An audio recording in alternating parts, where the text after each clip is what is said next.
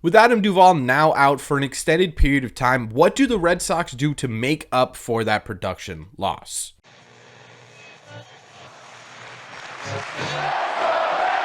What is going on, everybody? Welcome back to Red Seat Radio. My name is Corbin, and the good news with Adam Duvall right now is that he is not going to need surgery, which means that he's not going to be out for the entirety of the year. There is no official timetable still put on Adam Duvall's return, but from what everything I could gather, it looks like he's going to most likely be back towards the end of June or early July. And that's still a lot of time lost, but at least it's not an entire season lost. So what do the Red Sox do in the meantime? How do they replace that production at the plate, and how do they replace the role that he filled on this Red Sox team and make up for the loss of Adam Duvall, at least for a couple of months? And that is what we are talking about in today's video. We're going to be going over how the Red Sox could possibly make up for the loss of Adam Duvall. We're going to go over some different scenarios. We're going to talk about which one I like the best, and I want you guys to let me know which one you like the best as well. But before we get into that, I do want to remind you guys that we are going to be live on this channel tonight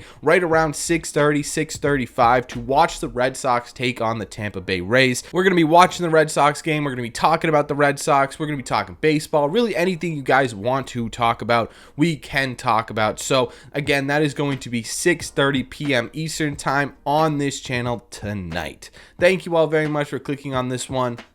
Let's get into it.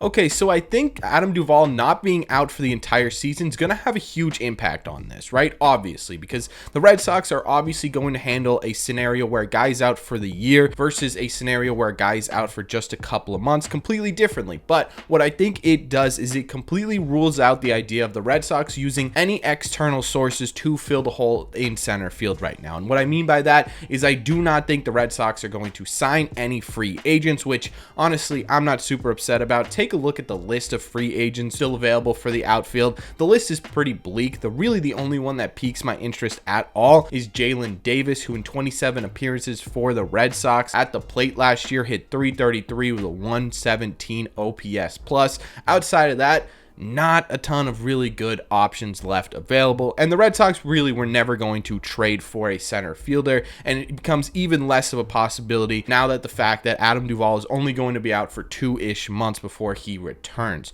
So if the Red Sox aren't going to solve this problem externally, how do they solve it internally? Well, the first option is to do exactly what we've seen so far, and that is essentially slot Rob Refsnyder into the full-time center field role, right? And keep Bobby Dahlbeck on the bench as your right-hand power bat instead of Rob Refsnyder. And this solution is fine, right?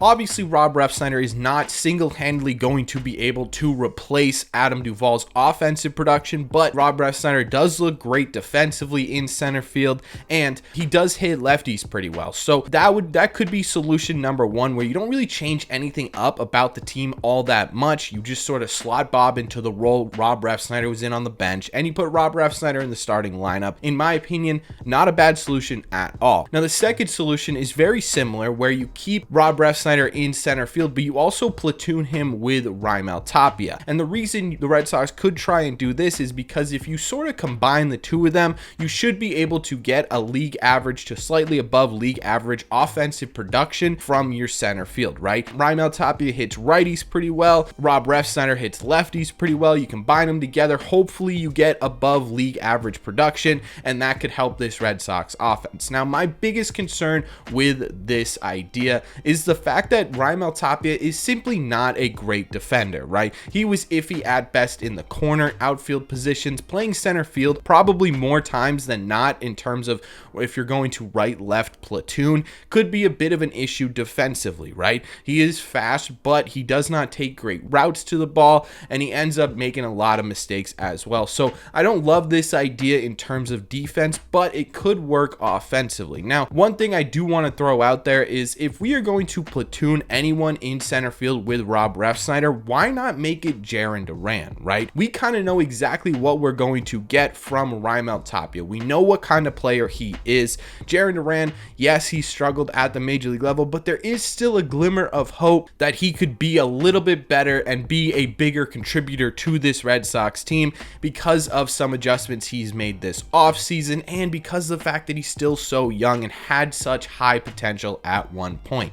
What would be the difference between platooning Raimel Tapia, who's again not great defensively, with Jarren Duran, who's got more speed and more potential at the plate? So in my opinion, if you're going to go this route, I would go Jarren Duran, because why not? Right? Worst case scenario, Bobby Dahlbeck, you option him, you bring up Jarren Duran, and if it doesn't work out, all you do is you flip-flop him again, and you go back to platooning Raimel Tapia with Rob Refsnyder. It really would be no harm, no foul. Plus, it gives Jarren Duran one more chance at the major league level to prove that he can be an impact player here, and he can be a contributor to this Red Sox club. Again, it doesn't work out, you don't lose Raimel Tapia, you don't lose Bobby Dahlbeck or Jarren Duran. They do still have options left. So in my opinion, if you're going to go the platoon route, I would go with Jarren Duran, but that is another option. The third option here is to move Kike Hernandez into the center field starting position role. And I would be all for this if it was under a different situation, right? Because Kike Hernandez has not been great at shortstop. I think a lot of the pressure of being the Red Sox starting shortstop every single day is getting to him a little bit. He's way too in his head, and he currently has more errors than hits, right? But we do know he's fantastic in center field. The problem with this solution is, who do you put at shortstop if we move Kike Hernandez to center field? Yu Chang is a good guy and he's a fun player to watch at times, but Yu Chang is simply not an everyday player. He's not a guy who you can put on the field every single day and expect your team to give you above league average production. Then your other option is Bobby Dahlbeck, and Bobby Dahlbeck is Bobby D, right? We don't really know what we're going to get from Bob, especially at the plate, but on the field as well, at shortstop. The dude is athletic and he's a very good athlete, but at the same time too, he hasn't ever played shortstop for an extended period of time. He has 2 games under his belt for the Woo Sox and a couple of games under his belt for the Red Sox in spring training, and that's about it, right? If the Red Sox had built better depth at the shortstop position, I'd be all in on Kike Hernandez going to center field, but unfortunately, because we don't have that depth right now, this doesn't seem like the most viable solution. In my opinion, the most viable solution is to use Rob Refsnyder as sort of your main center fielder and keep Kike for now at shortstop. You can mix in Raimel Tapia every once in a while. Maybe if there's a tough righty on the mound and Rob Refsnyder's been struggling a bit lately, you could mix Raimel Tapia in, but for the most part, Rob Refsnyder stays as your main center fielder. Now, the reason for this is all about defense, right? Raimel Tapia could be better defensively, but he is a lefty. We have a ton of lefties in this lineup, and he's not the world's greatest defender. Rob Refsnyder is a righty. He adds a bit of versatility, and he is very good defensively. But towards the end of May, I think this changes a little bit. I think as Adalberto Mondesi comes back and becomes part of this Red Sox team, Kike Hernandez moves into the center field and becomes sort of the mainstay in center field, at least until the end of June or early July, right? And then Adalberto Mondesi can take over the shortstop position, because at the very least, that is going to be a great swap defensively. Adalberto Mondesi, regardless of his injury history, has been very, very good when on the field defensively for the Kansas City Royals. So for him to come in and take over that shortstop position, we would be okay with moving Kike to center field, and you can maintain depth at that shortstop spot. That to me is what's going to happen for this Red Sox team, at least for defensive ability. Now, offensively, there is simply no replacing what Adam Duvall has done at the plate in the first 9 games of the season. Obviously, you're not going to get a singular player who's going to be able to do that. At the end of the day, the really only way to make up for the loss of Adam Duvall is other players stepping up, specifically 3 players. Justin Turner, who is currently hitting .205 with no home runs and 2 RBIs, needs to get that average up. He needs to be able to get on base more, and he needs to start driving in runs, specifically in that 3 hole. Kike Hernandez is having an abysmal time at the plate right now. He is hitting just 0.087. He has only 3 hits on the year. He has 5 errors. Think about that for a second. He is more errors than hits right now. Again, it's early, but he really needs to start turning it around. He does have 2 home runs and 5 RBIs,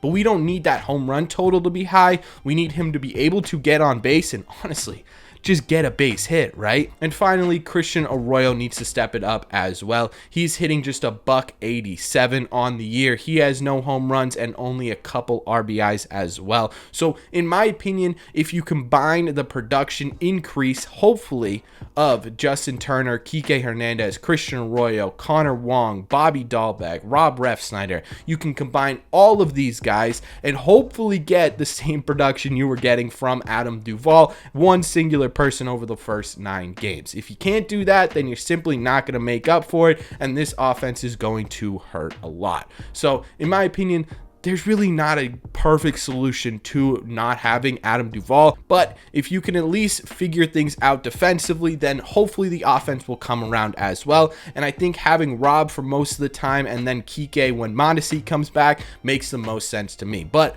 what makes the most sense to you? Is there a solution that you think is really, really good? Is there a solution out there that you're like, hey, Corbin, this is what the Red Sox need to do? Is it one of these? Is it not one of these? Let me know what the Red Sox should do in the absence of Adam Duvall to make up for his production down below.